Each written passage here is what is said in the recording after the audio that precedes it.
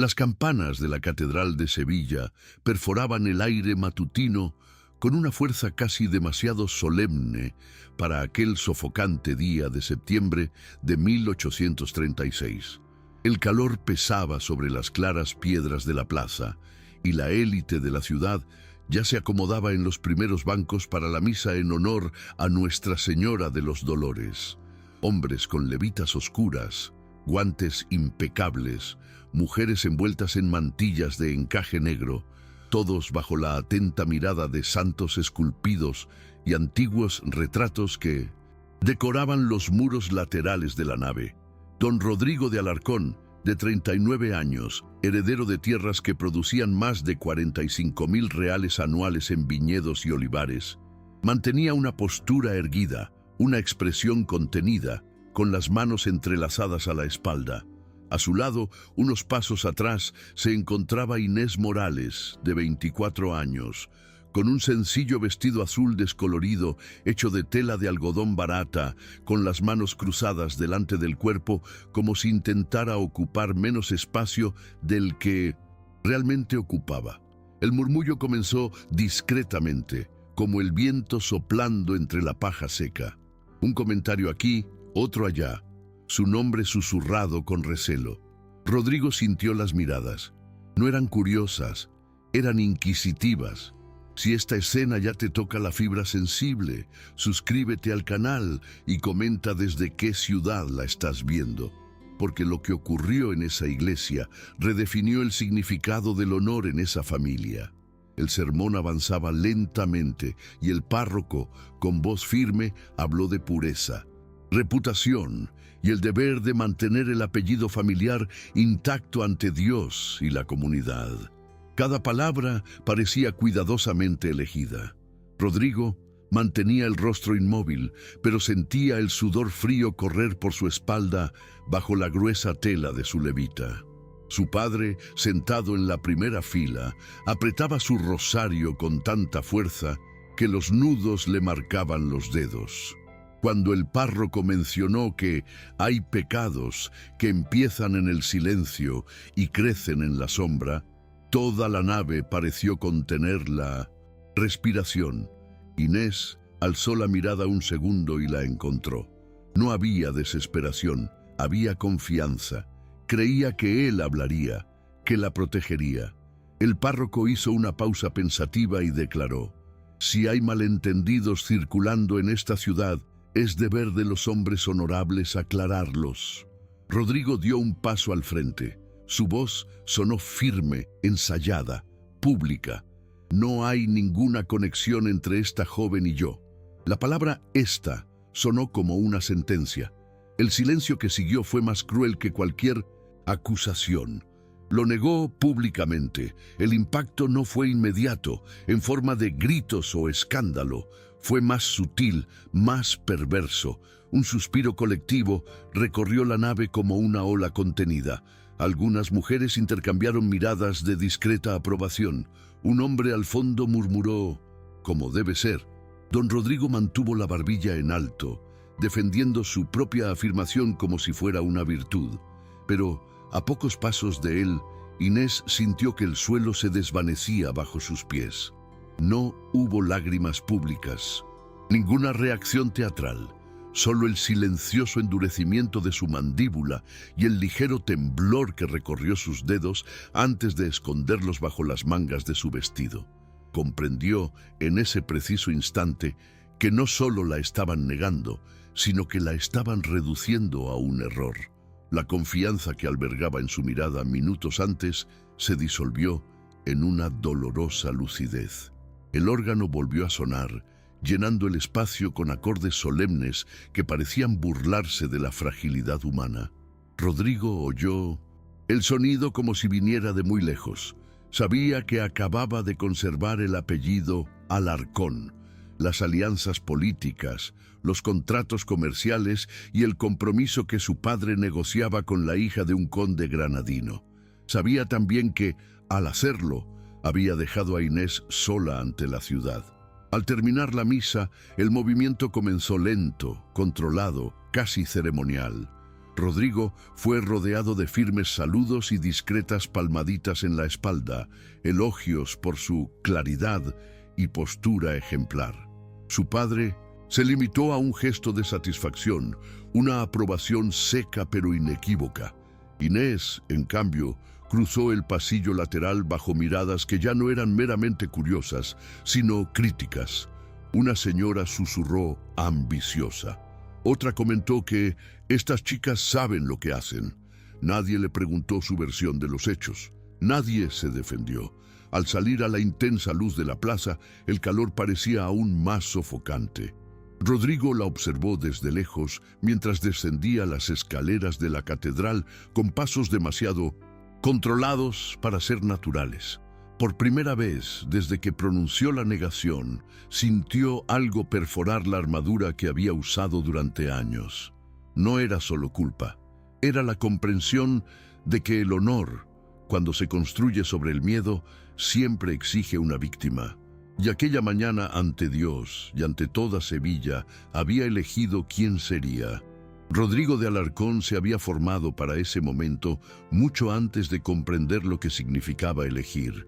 Desde niño había oído que el apellido familiar había resistido guerras, epidemias y crisis agrícolas sin verse jamás manchado. A los 10 años ya acompañaba a su padre en sus visitas a los viñedos. A los 15 aprendía a calcular impuestos y a negociar contratos de exportación para Cádiz. A los 23 había asumido parte de las decisiones políticas de la ciudad, siempre junto al párroco y el ayuntamiento. En 1830, cuando una peste azotó parte de los olivares y causó pérdidas de casi 8.000 reales, Rodrigo negoció préstamos con una serenidad ejemplar. La ciudad lo veía como un hombre racional, predecible e incorruptible. Nunca había cabida para los impulsos, nunca se cuestionaba el deseo. Su madre, antes de morir de fiebre en 1824, dijo que había nacido para llevar el peso del escudo de armas. Él lo creía, transformó los sentimientos en disciplina, aprendió que la reputación es un bien invisible, pero más valioso que la tierra. Lo que no aprendió fue a reconocer su propio corazón cuando finalmente comenzó a hablar. Inés Morales llegó a la mansión Alarcón 3 años antes de la escena de la catedral. Hija de un pequeño comerciante de especias que lo había perdido casi todo tras un incendio en el almacén del puerto de Sevilla, había aceptado un trabajo como dama de compañía de la anciana tía de Rodrigo. No era una criada cualquiera. Sabía leer y escribir con elegancia y poseía una formación básica en doctrina cristiana. Caminaba con cuidado por los amplios pasillos, evitando ruidos innecesarios, consciente de que cada uno de sus gestos era observado. Vestía sencillos vestidos de algodón, casi siempre azules o beige, y llevaba el pelo recogido en un modesto moño. El primer diálogo real entre ellos tuvo lugar en la biblioteca, cuando Rodrigo la encontró ordenando cartas antiguas. Ella citó un pasaje de las Escrituras sobre la verdad y la misericordia. Le impresionó la serena firmeza de su voz. No había una sumisión exagerada. Había una serena convicción. Ese día, por primera vez en años, Rodrigo sintió que alguien veía más allá de su apellido. Las reuniones se hicieron frecuentes, aunque siempre con justificaciones aceptables.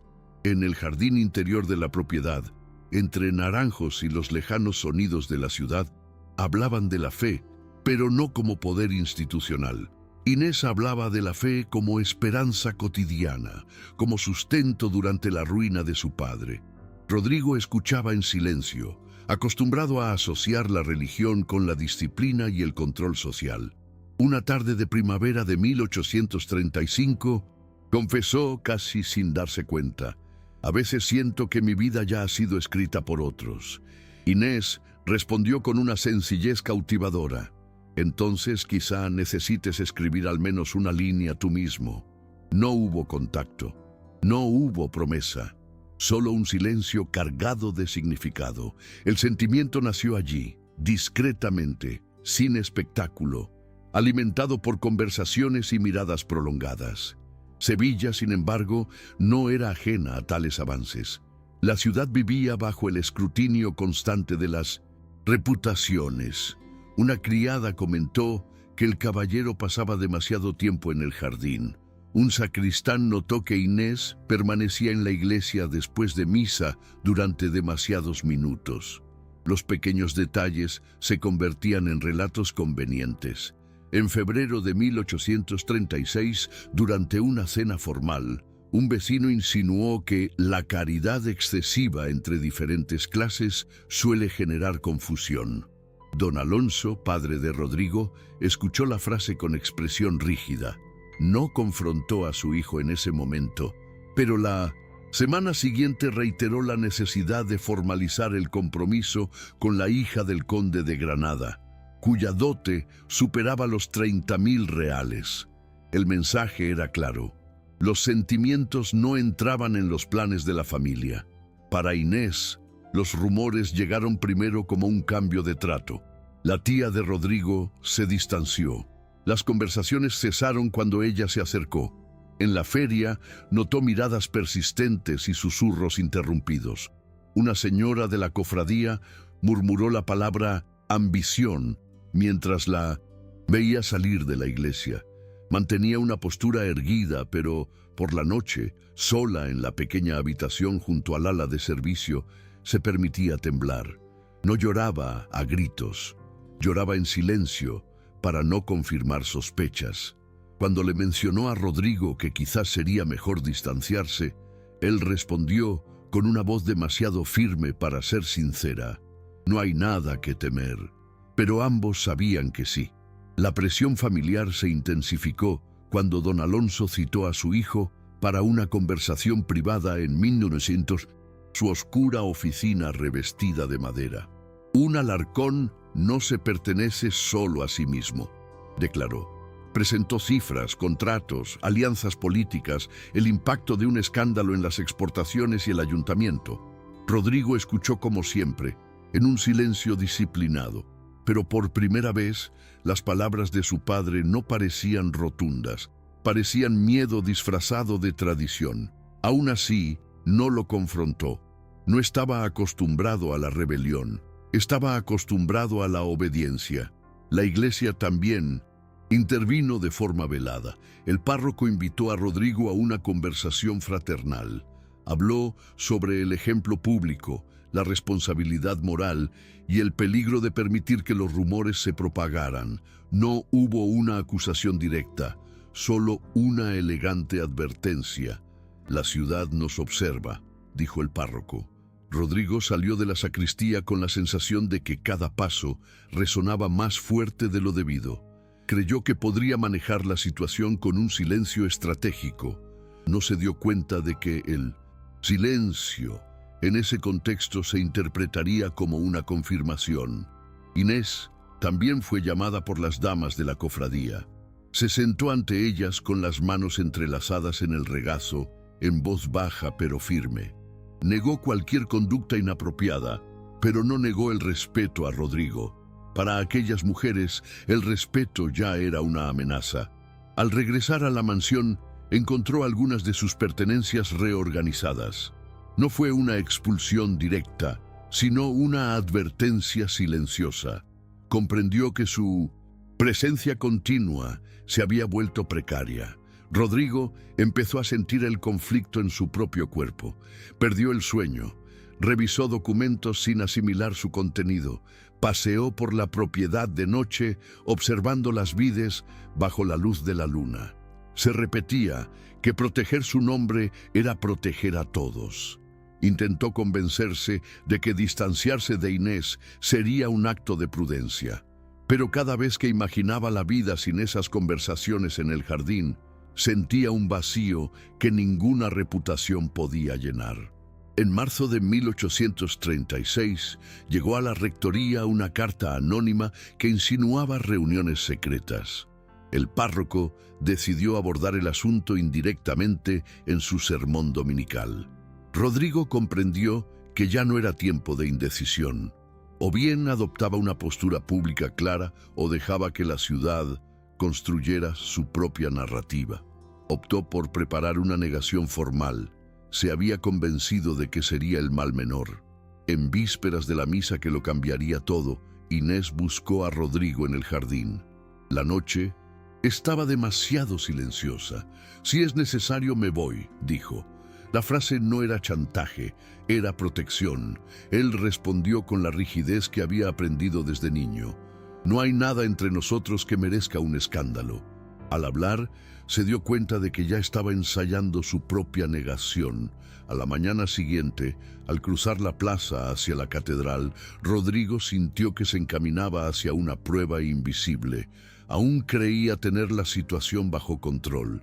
No se dio cuenta de que, al optar por preservar su nombre, estaba a punto de romper algo difícil de reparar. El conflicto ya no era solo externo, era interno, y estaba a punto de estallar ante toda Sevilla. La escena de la negación aún resonaba por la ciudad cuando, 3 días después, la cofradía organizó una nueva celebración en honor a San Miguel, patrón de quienes enfrentan tentaciones. La ironía no pasó desapercibida. La catedral estaba llena de nuevo, pero ahora el ambiente era más tenso, menos festivo. Rodrigo sentía las miradas como puntas afiladas clavadas en su espalda. Inés no estaba junto a la familia. Permanecía cerca de la puerta lateral, con una pequeña maleta de cuero oscuro discretamente colocada junto al banco. Había recibido una oferta de trabajo en Córdoba, en casa de una familia lejana que necesitaba cuidadora para 2 niños. Partiría esa misma tarde en el carruaje de las 4, un viaje de casi 2 días. No buscaba una despedida dramática, buscaba dignidad. Durante el sermón, el párroco habló sobre la verdad ante Dios, sobre la valentía de reconocer los errores antes de que se conviertan en pecados permanentes. Rodrigo sintió el peso de las palabras como si fueran dirigidas exclusivamente a él. El sonido del órgano llenaba el espacio, pero en su interior solo se oía el ruido de la conciencia. Al terminar la misa, Inés inclinó la cabeza en una breve oración y comenzó a caminar hacia la salida. Sus pasos eran demasiado controlados, calculados para no llamar la atención. Rodrigo observó el movimiento y, por primera vez desde la negación pública, se permitió imaginar la vida sin ella. Vio el jardín vacío, la biblioteca silenciosa, las conversaciones sustituidas por frías negociaciones. Comprendió con brutal claridad que no estaba protegiendo a nadie, simplemente estaba posponiendo la responsabilidad. El sacerdote concluyó con un «vayan en paz» y la congregación comenzó a moverse. Antes de que Inés llegara a los escalones de la puerta, Rodrigo dio un paso al frente. Luego, otro. La familia se dio cuenta demasiado tarde. Caminó por el pasillo central, sus pasos resonando en la nave. Los murmullos surgieron de inmediato. Don Alonso se levantó, tenso. Rodrigo se detuvo a pocos metros de la salida y con voz firme declaró: «Mentí ante esta comunidad». El silencio que siguió fue absoluto. Ni siquiera el órgano se atrevió a llenar el espacio. Inés se detuvo, pero no se giró de inmediato. Rodrigo continuó, ahora sin la frialdad ensayada. «Hay, en efecto, un sentimiento entre nosotros, y fui yo quien decidió negarlo por miedo». La palabra miedo atravesó la nave como un golpe inesperado. Algunos hombres intercambiaron miradas indignadas. Una señora se llevó la mano al pecho. Don Alonso murmuró: «Imprudencia». Rodrigo respiró hondo, consciente de que cada frase destruía alianzas cuidadosamente construidas. «Si hay un error, es mío, no de ella». Por primera vez reconocía no solo amor, sino también culpa. Inés se giró lentamente. Tenía los ojos llorosos, pero firmes. No había súplica. Había sorpresa y algo cercano al alivio contenido. La ciudad presenció la interrupción del guión que había estado esperando. Se acercó, manteniendo una distancia respetuosa, consciente de que no se trataba de posesión, sino de reconocimiento público. Elijo la verdad, afirmó, más para sí mismo que para los demás. El párroco permaneció inmóvil, dividido entre la tradición y la autenticidad del gesto. Don Alonso abandonó la iglesia antes del final oficial, en clara señal de desaprobación. Los murmullos se convirtieron en debate abierto. La reputación de la familia Alarcón acababa de ser puesta a prueba. Rodrigo sentía el peso de las consecuencias que ya se estaban gestando. Contratos amenazados, compromiso roto, menor influencia política. Aún así, por primera vez en semanas, el aire parecía respirable. Miró a Inés y en tono más bajo se limitó a decir: «No dejaré que te vayas cargando con una culpa que no es tuya». La decisión estaba tomada. No había vuelta atrás. ¿Estás disfrutando esta historia? Deja Dale me gusta y suscríbete al canal. Ahora continuamos con el vídeo. Las consecuencias comenzaron incluso antes de abandonar la escalinata de la catedral. Dos comerciantes que negociaban la compra anual de parte de la producción vinícola apartaron la mirada al cruzarse con Rodrigo en la plaza. Un concejal, que semanas antes había elogiado su firmeza moral, se limitó a un saludo seco y distante. Don Alonso regresó a la mansión sin dirigirle una palabra a su hijo. El silencio fue más elocuente que cualquier reprimenda. Esa noche, en la oscura oficina revestida de madera, padre e hijo finalmente se enfrentaron. «Cambiaste siglos de respeto por impulso», declaró el padre con voz contenida pero cortante. Rodrigo escuchó sin interrumpir. Por primera vez, no se justificó con cifras ni alianzas. Simplemente respondió: «Cambié las apariencias por la verdad». El compromiso con la familia Granada se canceló oficialmente 3 días después. La noticia corrió rápidamente por Sevilla, acompañada de comentarios ácidos. 2 contratos comerciales fueron suspendidos. Los ingresos anuales de la familia sufrieron una reducción inmediata estimada en casi 10.000 reales. La pérdida era real. También lo era la desaprobación. Aún así, Rodrigo notó algo nuevo mientras se acostaba esa noche: la ausencia del peso asfixiante de la mentira. Inés enfrentó días difíciles. Algunas puertas se cerraron sutilmente. La tía de Rodrigo se negó a verla.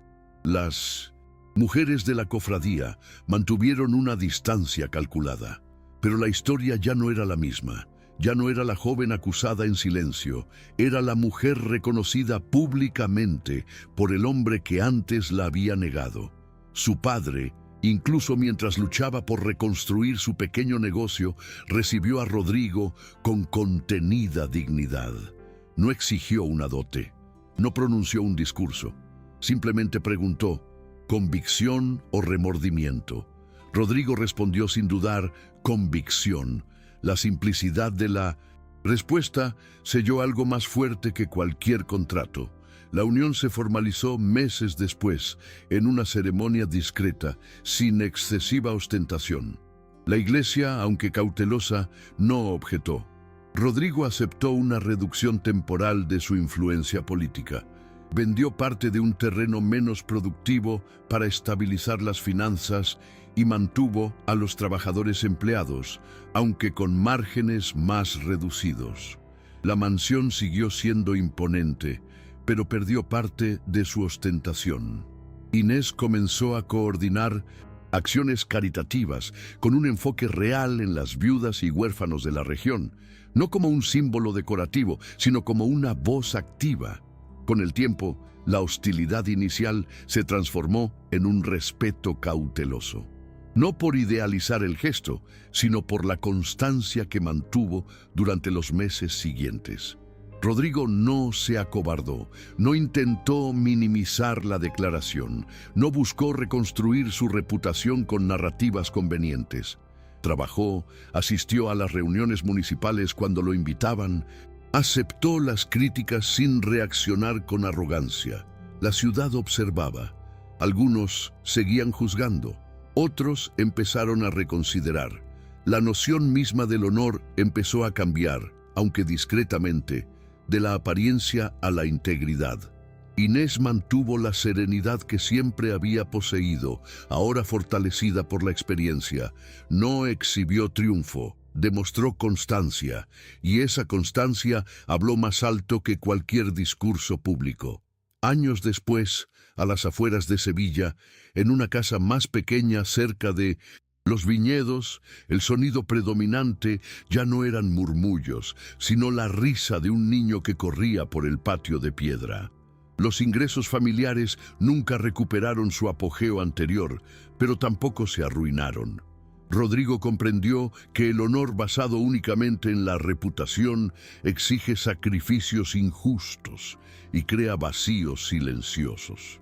Al observar a Inés y al hijo criado bajo principios de verdad y responsabilidad, comprendió que perder prestigio momentáneo era un precio pequeño comparado con la paz alcanzada. La sociedad seguía juzgando, como siempre, pero ya no controlaba sus decisiones, porque ese día, ante todos, había aprendido que negar el amor podía preservar el nombre por un tiempo. Abrazar la verdad, sin embargo, preserva el alma. ¿Han hecho algún gesto de bondad que cambió una vida? Dejen Naciones Unidas. Tengo corazón si creo que el amor es más poderoso que cualquier riqueza. Suscríbete para leer malas historias sobre segundas oportunidades. Comenta, el amor no tiene precio. Si ustedes también pantalla en allá, bondad humana,